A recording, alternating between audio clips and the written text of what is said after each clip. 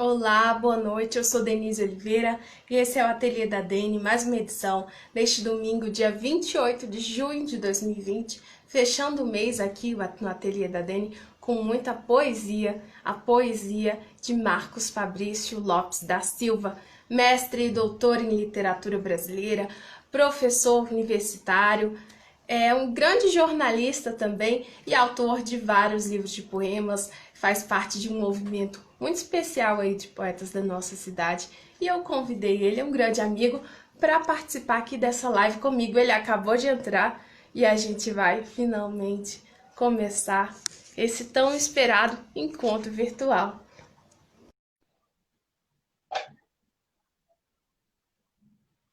Acabei de convidá-lo, estamos aguardando a conexão.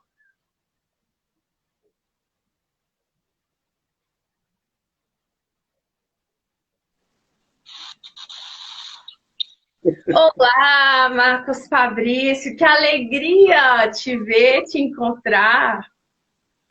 Saudações, Denise. É um prazer participar da sua live. Faço votos de sucesso, que ela continue não só na pandemia, mas na pós-pandemia. Sim, muito Vida obrigada. longa, vida longa e de êxito ao seu programa. Você é uma das melhores jornalistas deste país. É um prazer Ah, estar com você. pois saiba que o bom jornalismo, ele me inspira, daí você me inspira como um grande jornalista da nossa cidade, um grande escritor, um grande pesquisador da literatura, me inspira muito a ser uma pessoa melhor. Por isso eu te fiz esse convite tão especial aqui, não podia te deixar de fora aqui dessa participação no Ateliê da Deni, um grande amigo do peito e uma pessoa que tem muito para compartilhar, inclusive a gente vai começar essa conversa. Eu estou aqui com o Deslocado, que eu tenho a Ótimo. alegria de ter. O Duelo também, que é uma maravilha. Dois dos seus livros aí de poesia, e entre vários outros que você já lançou, né, Marcos? São 7.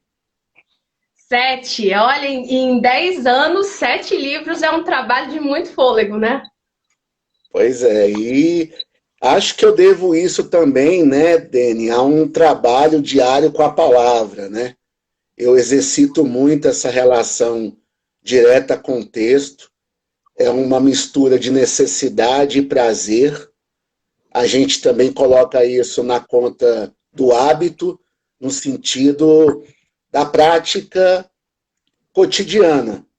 Há um exercício também necessário de estudo, eu sou professor de literatura, e antes disso, como jornalista, né, Deni, a gente está sempre voltado com a palavra, a gente é sempre excitado, né, a escrever, e isso acaba fazendo parte do nosso dia a dia, e a gente vai se divertindo também, porque escrever é a nossa forma de revolucionar o mundo, de ajustar as contas com um real devedor das nossas grandes utopias.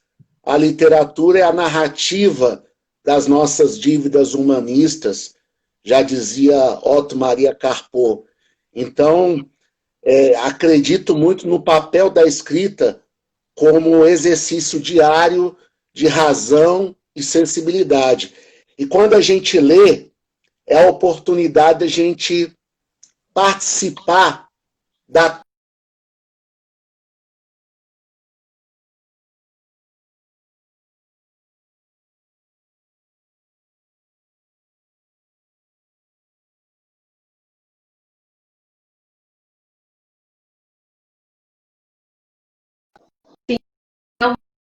Realmente é uma trajetória muito linda que você tem aí com a palavra, uma relação muito íntima com a palavra, que é uma referência para tantos escritores, tantos poetas da nossa cidade, tantos aprendizes como eu, que tenho muito a aprender com você. Mas, Marcos, eu queria saber quando que você começou a escrever. Foi antes de querer ser jornalista? Como começou essa tua história com a poesia? Olha, Denise, eu vou usar uma expressão da nossa sabedoria popular. Eu fui um escritor pau-mandado, né? que é o escritor pau-mandado? É aquele que escreve conforme o desejo do outro, né? Então, o desejo do outro é o professor da escola que te pede a redação, né? É a sua mãe que pede para anotar um recado, é a funcionária da sua casa que pede para escrever uma carta para o namorado. As pessoas gostavam do meu jeito de falar e diziam, opa, você deve ser um bom escritor. E aí vinham as demandas, normalmente demandas da área de carta, né? Na área de mensagem, poder escrever um documento oficial, uma procuração, algo do tipo, ou até mesmo na escola, no cumprimento das minhas funções como aluno. Então, eu tive professores e professoras que me estimulavam, né, na proposta de escrever. Uma professora da quarta série, eu me lembro até hoje, ela aproximou do meu pai e disse, o seu filho é um escritor. E para mim, eu não tinha muita noção do que significava, mas senti que era uma qualidade, pela fisionomia dela, pela apreciação com a qual ela se dirigia ao meu pai. E eu comecei muito cedo a fazer historinhas em quadrinhos das corridas de Fórmula 1 que eu assisti, né? Nossa. Então eu fazia historinhas em quadrinho, né? Eu imitava o Galvão Bueno, você acredita? Eu fazia toda uma corrida de Fórmula 1 imaginária com meu irmão Felipe, e a gente ficava criando, né, narrativas de Fórmula 1. E o meu irmão, ele também tem uma virtude, ele constrói roteiros misturando personagens já existentes. Então ele faz uma mistura entre os personagens e cria um filme próprio na cabeça, um roteiro, uma pequena narrativa. Então eu e o Felipe, a gente foi muito empolgados, né, pelo universo simbólico, né, uma infância muito inventiva. A gente pegou todos os livros que tinha lá em casa e escrevia em cima dos livros, ilustrava. Às vezes a gente queria um outro final para a história, colocava outro final. Mas a questão mesmo que foi muito importante para mim foi duas coisas. Primeiro, a necessidade da Laura, que era a pessoa que cuidava de mim e do meu irmão, ela certa vez me pediu para escrever uma carta para o namorado dela. Ela contava o que ela queria colocar na carta e eu traduzia em palavras. E às vezes eu fazia um processo mesmo de bricolagem. Eu pegava ali um versículo bíblico, uma receita de bolo, uma letra da música da Legião Urbana, ou até uma poesia do Amado Batista, e fazia um guisado, né? Fazia ali um mexidão, né? E com as minhas impressões também de vida, eu era um menino, mas me achava já experiente no amor. Olha que bobagem. Mas valeu. Eu inventava, né? Eu não vivia as coisas, mas inventei o que eu não vivia. Talvez seja essa uma das sacadas da literatura. É você inventar aquilo que você não viveu, mas no texto é realidade. E teve uma outra pessoa que me ajudou também, que foi a professora Essi, da quinta série da escola do Polivalente, onde eu estudei, da quinta à oitava série, que ela dava uma atividade, um diário, Dene, a gente tinha que, todo o final da semana, apresentar o diário para ela, as histórias. Tinha um dia que eu já estava esgotado, porque naquela época, tema de redação era minhas férias, como está o país, os valores da família. Então eram temas que têm a sua relevância, mas também são muito conservadores, né? E aí eu escrevia sobre a minha realidade, como eu te falei, inventando corrida de Fórmula 1, o futebol com os amigos no campo de areia, né? Corrida de tampinha, né? Pular corda, que eu era um desastre, sempre caía, né? Eu tentava contar o meu dia a dia, só que eu fiquei cansado e comecei a achar que as minhas histórias não tinham interesse nenhum, que eu não era criativo e que também o que eu contava não despertaria no outro uma empatia. E aí eu fui contar esse caso para a professora Essi. Eu falei assim, nada da minha vida, nada está acontecendo na minha vida, e, portanto, eu não tenho mais o que escrever no diário. Aí ela chegou no meu ouvido e disse assim, então, meu filho, minta. E aí eu aprendi que a arte é a mentira do bem, né? A arte é a possibilidade da gente fabular, confabular, construir outros mundos que necessariamente não precisam ter compromisso com o mundo cotidiano. Ou seja, eu aprendi com essa ordem, mentir, né, que a arte poderia ter uma independência em relação ao mundo do dia a dia, né? E aí, quando eu fui para o jornalismo, ficou mais claro ainda, né? Como o jornalismo ele tem um mandato, né, de apreensão da realidade, muitas vezes uma apreensão objetiva dos fatos, né? É preciso que aconteça para que seja jornalisticamente divulgado.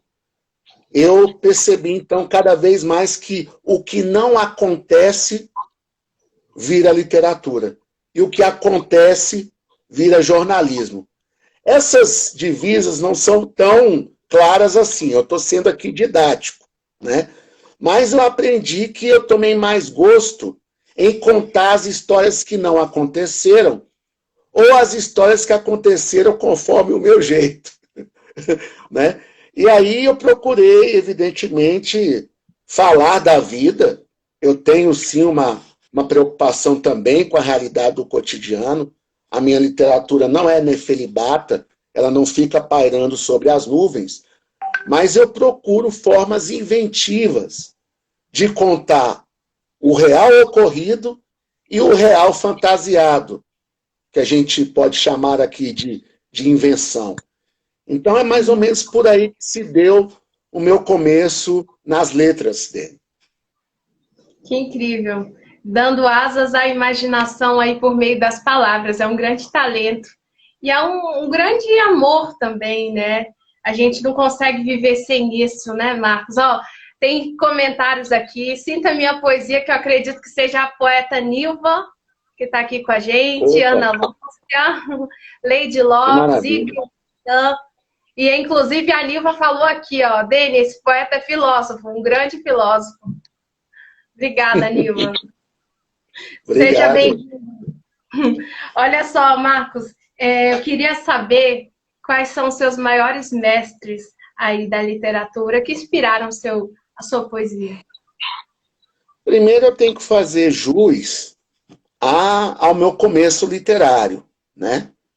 O meu começo literário se deu com Maurício de Souza, com a Turma da Mônica, né?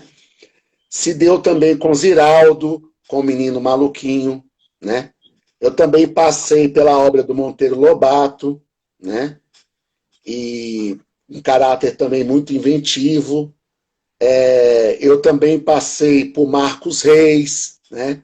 Também aí dentro de uma literatura infanto-juvenil, por Giselda Laporta, por Marina Colassante, já no conto, já me agradava, né? Vinícius de Moraes, todo o movimento ali com saltimbancos, né? Então, as músicas do Toquinho, né? Então, teve um processo também muito dessa literatura que cresceu comigo dentro das minhas fases de amadurecimento, né? Depois de um certo tempo, eu fui, evidentemente, sendo apresentado e também buscando outros níveis de literatura, além desses que me formaram. E aí, a partir disso, foi muito forte para mim, um divisor de águas, a leitura do Tchek Franz Kafka, né? Uma vez eu estava na biblioteca do CEUB e fui encarar um livro demolidor chamado Carta ao Pai, né? E lá é um livro em que o Kafka conta, né, das relações difíceis com o pai dele, segundo Kafka, um sujeito muito autoritário e que podava a sensibilidade dele, né? A autoestima do Kafka foi tão abalada que, mesmo que ele tenha continuado a escrever e ter sido um dos nossos maiores escritores, ele pediu para o melhor amigo dele que, quando ele morresse, queimasse todos os livros do Kafka. E, graças à desobediência do melhor amigo dele, a gente conhece o Kafka, porque o amigo não obedeceu e levou os livros para serem publicados e editados. Então é uma história muito fascinante a do Franz Kafka, me interessou de perto. A Metamorfose, né, um livro que começa com um sujeito, né, sendo transformado num inseto, né, e é transformado por um inseto porque ele vive numa sociedade em que a humanidade não é uma virtude, né? Ou seja, uma sociedade em que a opressão, a anulação das suas vontades é a regra, onde você só é visto enquanto deixa dinheiro em casa, né? Você só é lido no seu lado produtivo econômico. Então, a crítica à cultura patrimonialista e materialista que tem no livro do Kafka me fascinou muito a desenvolver uma personalidade que tentasse ser a mais artística possível, como eu tento, para poder ter uma relação saudável com a dança macabra das coisas sólidas, como diria um outro mestre, que é o Machado de Assis, né? O Machado de Assis é muito importante para mim. Primeiro, como jornalista, eu conheci a obra do Machado a partir do nosso querido professor Lund Braghini Júnior, que deu uma aula maravilhosa para a gente lá no CEUB, curso chamado Formação da Imprensa Brasileira, e ele levava as crônicas do Machado, lá do século XIX, já trazendo ali uma verdade, um paradigma sobre a imprensa brasileira, dizendo que o jornalismo é a verdadeira forma da república do pensamento, a locomotiva universal que nos leva a mundos desconhecidos, né? Onde a gente vai lidar com a frieza das convicções e o fogo das ideias, né? Então, aquilo me fascinou muito, né? Aumentou a minha carga romântica, porque eu sou do tempo do jornalismo romântico, eu acredito muito ainda na potência jornalística para mudar o mundo das pessoas, para questionar as relações desiguais de poder, para amadurecer a sociedade artisticamente, culturalmente. Eu acredito ainda no jornal como um grande veículo de comunicação, orientador da opinião pública, né? Eu fico cada vez mais torcendo para que a redação jornalística se aproxime da sala de aula, né? Quero cada vez mais que essa simbiose entre mídia e educação possa acontecer cada vez mais, não só no fetiche tecnológico, mas no campo mesmo da qualidade das interações, né? E para isso a gente precisa de investimento cultural, investimento educacional, investimento artístico. Às vezes a gente é muito impulsionado a pensar e a gente esquece sentir. É o sentir que dá qualidade ao pensar, e não o contrário. Não é à toa que o Alceu Valença canta, né? Coração bobo, né? Então, a gente se ilude dizendo que já não há mais coração, né? Então, é tanta racionalidade, é tanto pedido para que a gente seja calculista, materialista, que o nosso coração fica embrutecido e a nossa capacidade de afeto fique também prejudicada. Não à toa o alto índice de violência na nossa sociedade está diretamente relacionada à falta de saúde nos nossos afetos, né? Então, o Machado de Assis me deu muita força nesse sentido. Depois fui para a literatura dele, Memórias Póstumas, de Brás Cubas, Dom Casmurro. Lima Barreto me deu um sentimento de brasilidade, de afro-brasilidade, a partir do livro Recordações do Escrivão Isaías Caminha, que Alberto Dines considera como um precursor do livro reportagem no Brasil, como o primeiro grande exercício literário de crítico da imprensa, né, de crítica da imprensa. Então, Lima Barreto me tocou muito. E teve uma dama das letras que, evidentemente, né, tomou conta do meu ser, né? Eu fiquei totalmente embriagado por poder pensar na vida para além das regras mais triviais de entendimento, que foi Clarice Lispector, né? Então, Clarice Lispector abriu, né, a minha mente como um paraquedas e abriu também o meu coração como uma caixinha de música, como uma bailarina que se revoltou em ficar ali na caixinha, e a partir do momento que a caixinha foi aberta, a bailarina saiu dali e dançou em vários campos, né, da nossa inteligência, da nossa sabedoria.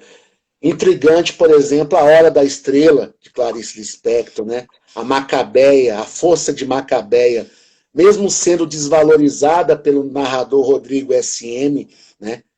Que é um narrador homem ali contando a vida de Macabeia, eu fico fascinado com aquela mulher nordestina que escuta a rádio relógio, que quer saber de música clássica, que pergunta para o namorado Olimpo o que significa algumas expressões do mundo clássico, e Olimpo não sabia, e ao invés de reconhecer que ele era um homem ignorante e aprender com a acessibilidade macabeia, ele, no grito, tentava calar Macabeia e a curiosidade dela.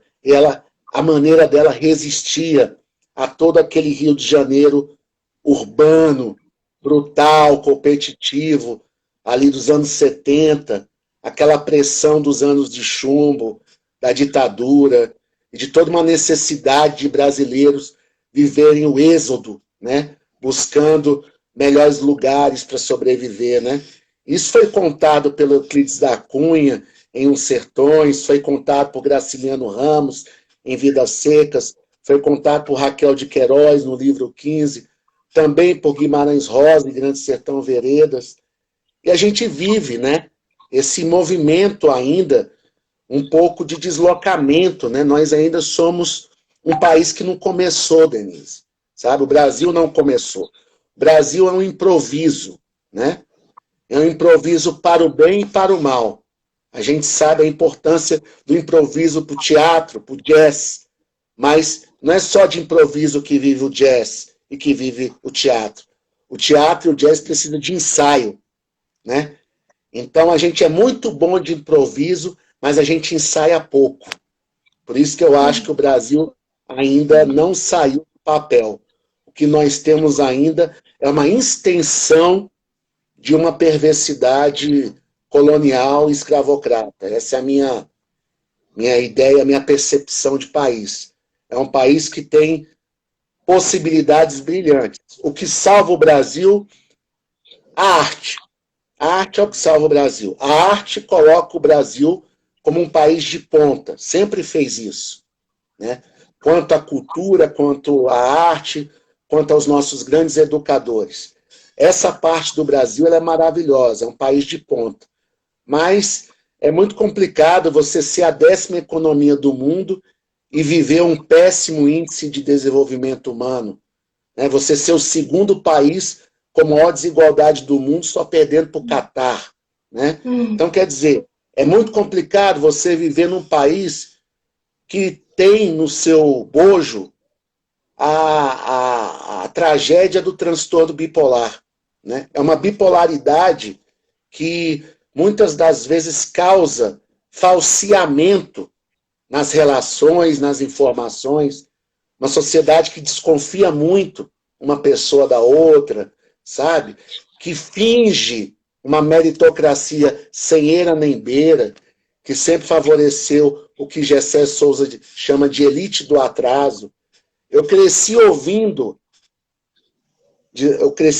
pessoas dizendo que o povo não sabe votar, né? Quem não sabe votar é elite, Denise. A elite não sabe votar. E aí, evidentemente, a gente acaba arcando, né, com esse subdesenvolvimento crônico, né? E aonde a gente respira e se encanta com o Brasil é com o Brasil da música popular brasileira, né? É com o Brasil dos esportes, né? É com o Brasil da cultura na sua expressão genuína, é na literatura de cordel, é no repente, é no forró, né? É no samba, é no chorinho, né? Dessa Então, quer riqueza, dizer, dessa diversidade artística e tudo cultural. perfeitamente, perfeitamente. É no campo da diversidade. E uma diversidade que valoriza a contribuição de cada um. Por isso não é mestiçagem, é diversidade. A mestiçagem é diluidora. Ela não quer saber quem é que está entrando no processo. Ela quer o resultado. Não. A diversidade ela se preocupa com a especificidade de cada integrante naquela composição plural.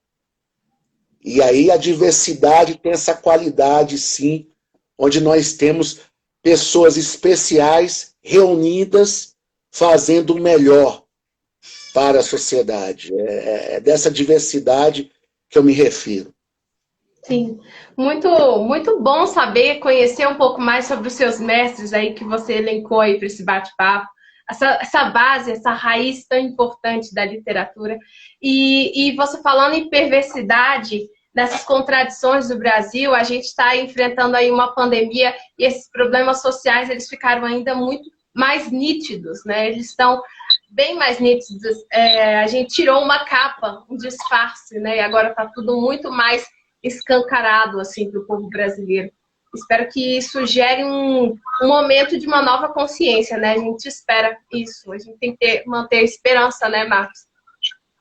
É verdade. A gente tem que, na verdade, é um olho na esperança, outro na história, né? E a esperança que não vai, porque você fala muito disso, né? A esperança que é uma eterna espera. Isso não pode acontecer. Tem que ser um outro tipo de esperança, uma esperança ativa. Justamente. E uma esperança que seja também, Dene, a invenção do oxigênio quando o ar nos falta. A esperança é uma invenção para que a gente ultrapasse o estágio de otimismo e possa realizar conforme a disposição das nossas melhores utopias. A esperança é também um mecanismo de sobrevivência. Não é possível ser pessimista e achar que o mundo não vai melhorar, porque se a gente for pessimista e o mundo não melhorar, a gente vai beneficiar aqueles que nos exploram. Não é possível se dar o luxo de ser pessimista e achar que o mundo é assim mesmo. Eu cansei de ouvir essa expressão no Brasil. É assim mesmo, é a regra do jogo, não tem jeito. Então, se a gente joga a toalha, aí que, na verdade, o Brasil se confirma unicamente como uma terra evidentemente devastada, arrasada. E não é disso que nós estamos falando. Um Brasil que tem Machado de Assis, Guimarães Rosa, que tem Denise, entendeu? Que tem Lima Barreto, que tem Carolina Maria de Jesus, que tem Aldir Blanc. Não pode, entendeu? A gente se achar um país pequeno, apequenado, melhor dizendo. A gente é um país respeitado lá fora pela cultura. A gente pode ter outros elementos que denunciam, evidentemente, as nossas mazelas e com muita razão. Nós aqui dentro sabemos dos nossos problemas.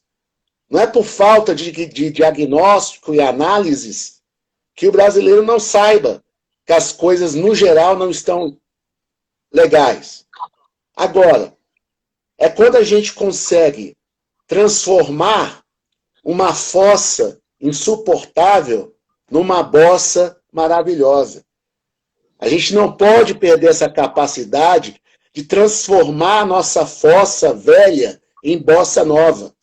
Esse é o movimento, é a grande revolução do Brasil. É a revolução pela arte, é a revolução pela cultura. E não ficar a gente ouvindo absurdos do tipo armar a população, desqualificar a ciência, desprezar a educação, né?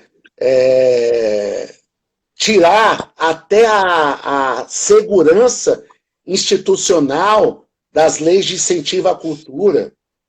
Isso são atitudes, evidentemente, reacionárias, a ponto da gente precisar trazer uma outra questão, que é o fascismo à brasileira, né? Quer dizer, ouvir um ministro do STF dizendo que o Brasil de hoje é a Alemanha nazista de ontem, né? Então nós estamos também numa realidade tão esgotada, tão triste, que a gente está vivendo um momento muito triste, muito depressivo. E aí as comparações que nos chegam são as piores do mundo, as piores da história da humanidade. O Brasil está se colando a tudo isso, né? E aí a gente vai ficar somando ditaduras, né? E vai empatando o nosso presente revolucionário, né? Isso é um absurdo. Não tem cabimento, né?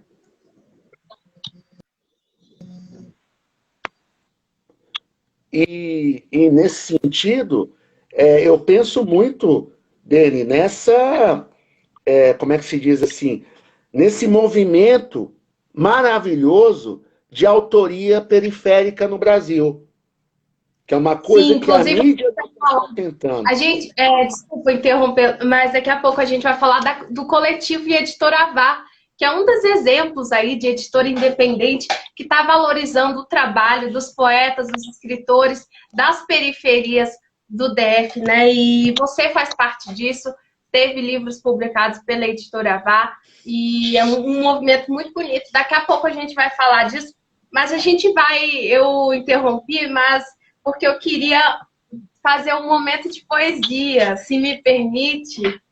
Eu queria. Opa, gratidão dele, gratidão. Eu queria destacar aqui um poema do Deslocado, seu primeiro livro, lançado em 2010, com essa arte maravilhosa. Sua estreia aí em grande estilo na poesia, né? Um lançamento mesmo de livro que você vai contar. Mas eu queria ensinamentos do Felipismo, seu irmão, né? Sim. Vamos lá. Para o meu irmão camarada Felipe. Pessoa não é para a gente sentir saudade, é para a gente ver. Querer é poder, mesmo não podendo. Querer ficar sozinho é diferente de querer ficar abandonado. Um abraço de 1 minuto contra o isolamento de 60 segundos. Enquanto houver life, game over jamais. Na vida, como no videogame. 0 e 100 se zerar. Não converse enquanto estiver molhado. Meia dúzia de coisas já deixa a gente 100%. Felicidade é balançar os braços para sentir a liberdade. Todo prédio deveria ter como síndico Tim Maia. De perto, ninguém é deficiente. Todos são eficientes especiais. Poesia aí do livro Deslocado, livro de estreia do Marcos Fabrício. Que maravilha! Eu gostei ainda, achei bacana a escolha, né? Que legal! Fala um Bacana pouquinho poder sobre trazer esse isso. trabalho aqui, Fabrício, seu primeiro livro, sua estreia, como é que foi esse lançamento? Foi muito bonito, né? Foi uma oportunidade, né, de reunir meus amigos, minha família. A literatura também ela traz, né, esse universo da confraternização através da escrita, né? É a celebração da palavra, eu digo assim, né? O livro é a celebração da palavra. É a melhor invenção da humanidade, Denise, é o livro, entende? E quando eu me vi em livro, eu fiquei evidentemente emocionado, devo muito ao Gustavo Lucas de Oliveira, que fez o design do livro, um grande parceiro, amigo, companheiro de arte. Muito do que eu tomei conta da minha consciência poética, eu devo ao Gustavo, que já me mostrava as poesias dele, né? E eu fui tomando também gosto e falei, pô, também quero dar maior vazão à minha escrita. Ele me ajudou muito nesse Nessa processo, a minha família também. Marcos Fabrício, nessa época que eu te conheci, foi em 2010, logo após o lançamento desse livro. Inclusive, você tinha um blog aí com essa galera, República do Pensamento, né? Justamente, e parte desse acervo, porque eu sou também da geração blogueira, bem lembrado, né? Bem lembrado, eu vim também da geração blogueira, com a República do Pensamento, um coletivo de poetas, né? Então a gente publicava muito ali, e a partir de um certo conteúdo selecionado, eu levei para o Deslocado, que é esse livro onde eu tento dar conta de vários assuntos, né? O assunto amoroso, o assunto da comunicação, o assunto da família, aspectos também voltados à educação, à política, à sociedade. Eu pensei nessa época, Denis, sabe quando a gente lê o jornal e tem as vinhetas apresentando os assuntos? Caderno de esportes, caderno de política. Então eu imaginei, né, que os poemas pudessem trazer também um assunto destacado em vinheta, né? Então o livro, ele é um livro também muito caro à estética da mídia, né? A essa estética da indústria em quadrinhos, da capa de CD, do... Né? Aqui, anuncia a sua resposta. Como estimular o sonho de consumo sem despertar o pesadelo da carência? Olha só. Pois é, e aí foi uma maneira de me divertir, um livro muito divertido. Eu gosto muito, me arrisquei bastante para fazer, porque, né, você a primeira vez se apresentar publicamente, se expor, né, é algo que você precisa para publicar um livro, Denise. Psicologicamente a gente precisa superar o medo da crítica do outro e sair daquela situação severa consigo mesmo, né? Consigo mesmo, né? Então, uma coisa é você ter autocrítica, outra coisa é você ficar se rebaixando, né?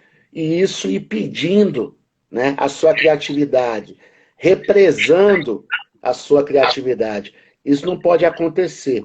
Então, depois do primeiro livro, eu obtive uma tranquilidade, a tranquilidade de que eu escolhi um excelente caminho, um caminho de ser escritor, de ser artista, e trouxe também para as minhas realizações o jornalismo e a sala de aula. Sou professor de literatura brasileira para poder ter professores em sala de aula, que são os meus estudantes. Os meus estudantes são meus professores, eu sempre digo a eles isso. Não só porque leciono para cursos de licenciatura, mas cada pessoa é uma biblioteca ambulante. Como diria o professor José Pacheco, cada pessoa é uma escola. E isso é importante que a gente perceba com humildade, com naturalidade, com sensibilidade. E a gente, como professor, como jornalista, a gente é um baú de histórias. A gente é um baú de narrativas. As pessoas vão depositando histórias com a gente, né? E acredita que a gente vai ser um bom ouvido para essas histórias e um bom contador para essas narrativas, né? Então, o Deslocado teve mesmo essa experiência de tirar muito do meu ouvido, anos e anos ouvindo. Agora eu preciso devolver o que eu ouvi, ou o que eu consegui ouvir. Espero que eu tenha sido um pouquinho feliz nesse livro, né? Porque me deu muito orgulho. O Marcos Fabrício, eu tenho um carinho muito, muito grande mesmo, que eu vou até declamar mais uma, porque Marcos Fabrício, assim, é poesia É na raça, é no coração, é uma coisa muito forte. Esse daqui tá muito atual, né? O livro é de 2010, mas tá muito atual, ó. Preto, para quem sabe, para quem só sabe usar o chicote, todo problema é negro.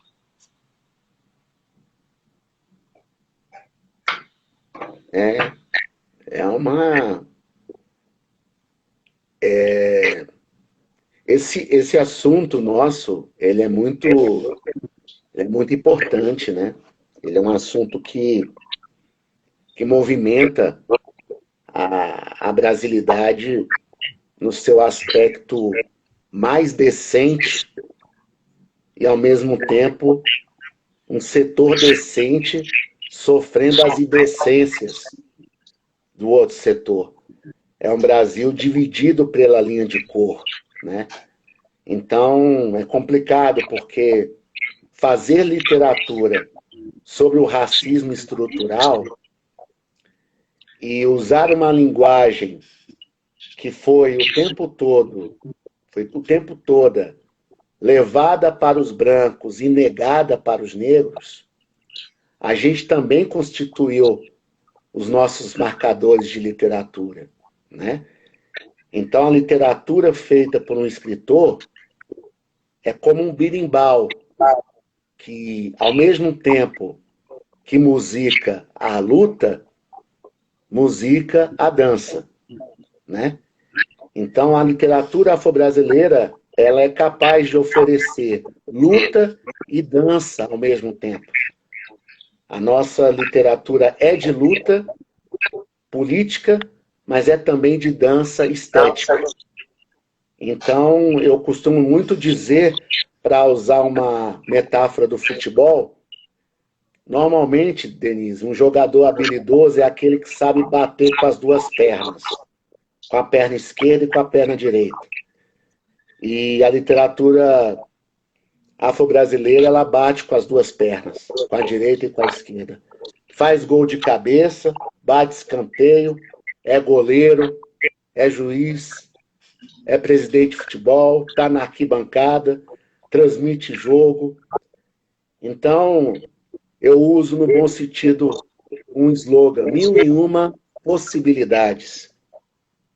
E a gente está justamente nesse caminho de realização constante. A literatura afro-brasileira é uma literatura de 1001 possibilidades, né?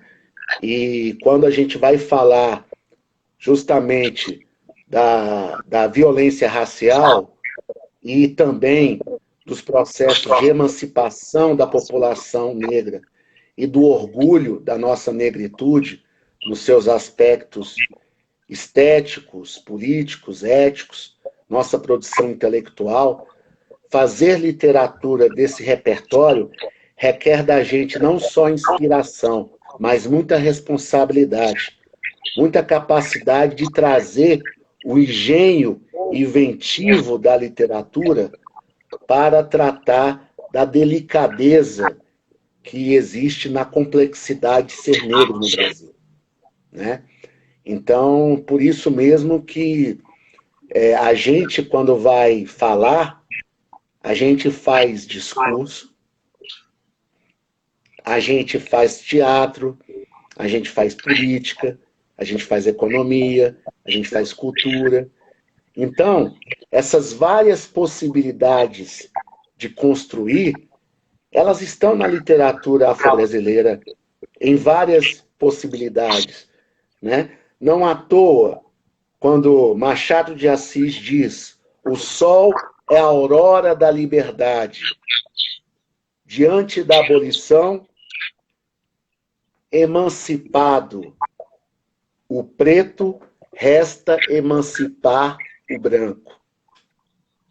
Quer dizer, né, nós que sofremos, a gente sabe o que significa, né, 400 anos de escravidão. E a gente sabe também o que significa a inteligência e a sabedoria quilombola. A gente sabe o que significa uma ciência política chamada terreiro. A gente sabe o que significa compor música nas ruas, ser preso por tocar violão. A gente sabe ser rotulado como vagabundos, sendo que foi, junto com os indígenas, as duas comunidades que, de fato, trabalharam nesse país, por uma branquitude de maioria ociosa e preguiçosa. Isso está colocado, a gente sabe. Para a gente, tudo chegou de verdade. A gente não precisou fingir para ter poder. A gente não precisou violentar o outro para ser quem nós somos. É por isso que é forte falar de negritude no Brasil. Porque é uma brasilidade que não se falsificou. É uma brasilidade que enfrentou todo o processo histórico brasileiro em várias frentes de atuação, né? Então, diante de todos esses fatores, o que eu tenho a dizer para você também, Denise? E te vejo, né, com o brilho da nossa negritude nas artes, na poesia, no jornalismo, na internet, trazendo um termo maravilhoso, ateliê. Quer dizer, ateliê também é nosso. A gente não está tomando, a gente está ocupando e também dizendo o que faz, como as outras categorias da população brasileira. Ocupando o nosso espaço, que é nosso por direito, né? Que foi tirado desde sempre, né, Marcos? Marcos, eu ia inclusive te perguntar aqui, porque você fez parte, né? Você foi incluído, né, no livro Literatura Afro-Brasileira, sem autores do século XVIII ao século XXI, aproveitando esse tema, né? E eu queria que você falasse um pouquinho sobre o legado desses escritores negros, né, na literatura brasileira e como é que você enxerga esse movimento de novos escritores, a presença de novos escritores negros na literatura brasileira contemporânea.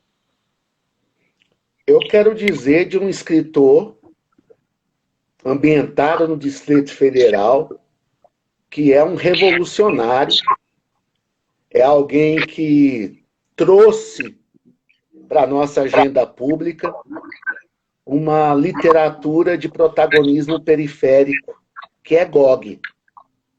Gog tem um livro chamado A Rima Denuncia, que é o conjunto dos seus poemas e das suas letras.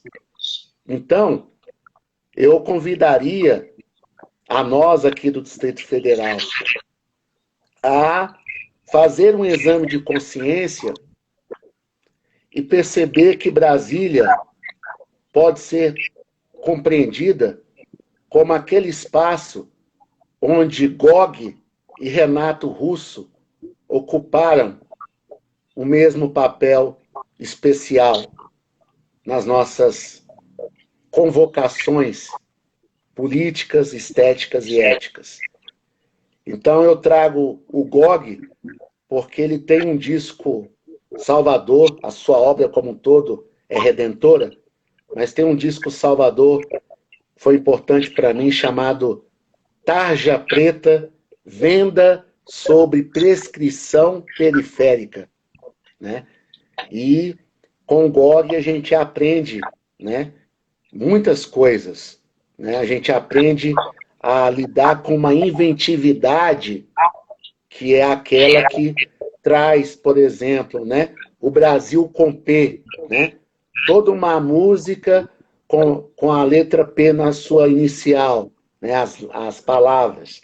E ali tem uma história de Brasil contada, né, como uma verdadeira aula de história e uma verdadeira aula de estética também.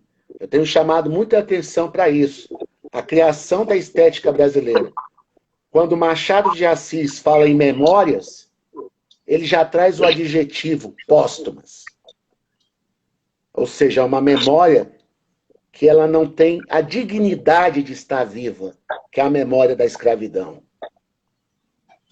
Quando o Lima Barreto chama Recordações do Escrivão Isaías Caminha, que é um negro, Recordações é aquela memória lá do indivíduo que nem sempre recebe o reconhecimento da glória, da fama, mas daquele cidadão comum que tem o seu reservatório de lembranças, que tem o seu arquivo próprio de vivências, e que às vezes, muitas das vezes, o Brasil oficial não para ouvir e para perceber o que aquela brasilidade tem a dizer.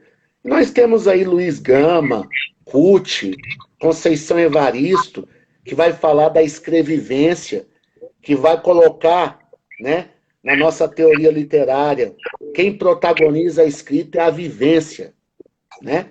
E a partir da vivência, a gente vai buscar a nossa magia, os nossos truques, a nossa mandinga, a nossa ginga, para poder justamente, com as palavras, desenvolver consciência e beleza. Que para mim são os dois papéis da literatura. É desenvolver beleza e desenvolver consciência. E é tão bonito quando as duas partes podem ser igualmente desenvolvidas, né? A gente vibra, né? O nosso olho brilha, né? Isso é muito interessante. Quando a gente escuta Gilberto Gil, no alto dos seus 70 anos, cantando Andar com fé eu vou, que a fé não costuma falhar, né? Então, quer dizer, é disso que a gente está falando. É de uma fé onde as pessoas são percebidas não no aspecto vertical, hierárquico, olhando para cima, para um Deus absoluto que vai nos castigar, que vai punir os nossos pecados, que vai nos levar para o inferno, ou que vai nos dar o troféu de cidadão do ano, colocando a gente na melhor nuvem do céu. Não é dessa fé que Gilberto Gil está falando. E não é dessa fé que o povo brasileiro precisa e tanto carece nas suas orações. Então é uma outra fé. É uma fé que possa fazer desse mundo o nosso espaço de realização plena, né? O encontro, né, com os direitos humanos, o encontro com a liberdade, com a igualdade, com a fraternidade, com a felicidade. Quer dizer, por isso que quando a gente vê uma peça artística e a gente fica arrepiado, é porque, na verdade, Dene, quando algo nos emociona, o cérebro só sabe depois, mas o coração já entendeu tudo, sabe?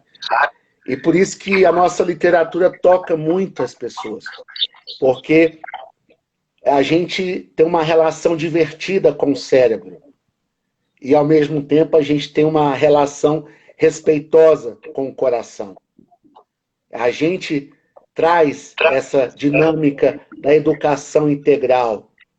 Quem separou o corpo da mente foi o ocidental embranquecido, né? E a gente traz o corpo e a mente, a alma e o espírito, a gente traz todas essas categorias para participar junto da roda do mundo. O mundo é uma roda, né? E isso é interessante perceber, né? O mundo como uma ciranda, né? Isso é muito divertido. É uma imagem muito plena, né? Uma ciranda em que todos estão de mãos dadas, pelo menos no mundo ideal, né? Justamente, justamente. É dessa capacidade mesmo que você muito bem disse, né? Porque mãos, e eu digo mais, são mãos dadas e toques doados, né? É a doação de toque, né? Eu acho que isso é muito importante.